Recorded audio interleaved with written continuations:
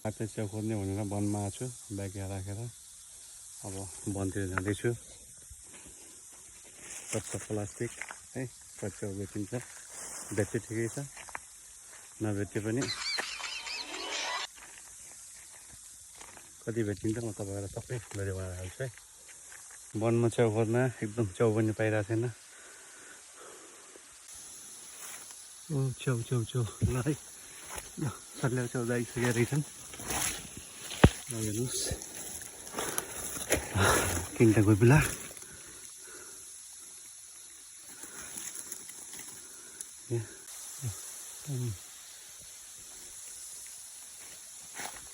फेरि पनि एउटा सल्ल्याउ च्याउ त्यसलाई सल्लाउ चाहिँ आइसकेको रहेछ। दामी छ दामी। एउटा च्याउ जस्तो देखिरहेको छु भने चाहिँ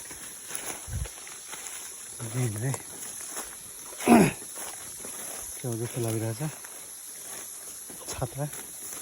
ओहो यार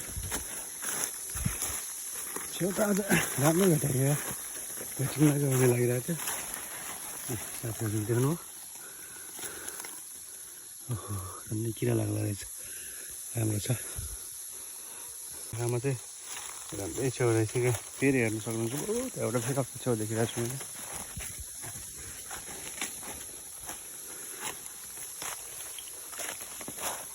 भेट्टाउन च्याउ भन्ने डर लागिरहेको थियो, च्याउ राम्रो भेटिरहेको छ यार। हेर्न सक्नुहुन्छ बाटोदेखि धेरै माथि छु। आज च्याउ फेरि नै फल्ने भेटाउने जस्तो लाग्यो मलाई। फेरि पनि त्यहाँ देखिरहेको छ है। थाकियो लास्ट यार, गाह्रो छ गाह्रो।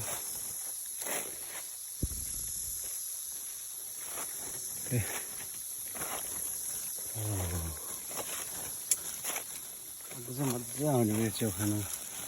हेर्नुहोस् 1 2 3 4 5 6 7वटा च्याउ छ। पसिनाले टक्कै पनि भिजिसक्यो। ल हेर्नुहोस् 7वटा च्याउ टक्क लागिसकेको छ। अनि त्यहाँ पनि छ एउटा। अहिले मैले सबै भिडियो बनाएर हाल्छु। पसिना भन्नु पनि लाग्छ हुन्छ। कति राम्रो छ थुप्रै छ यसले, हेर्न सक्नुहुन्छ त्यो तिनवटा। मजा आउने भयो चिया खान।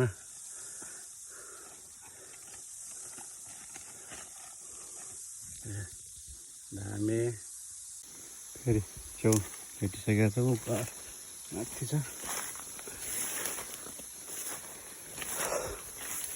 चिया लास्टै च्याउ खोज्दा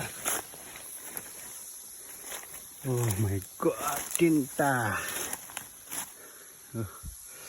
सानो कपिला टट्ट गरेको।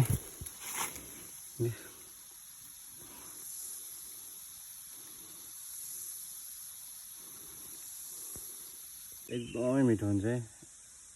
तपाईँतिर के भन्छ, एकदम मिठो च्याउ है यो।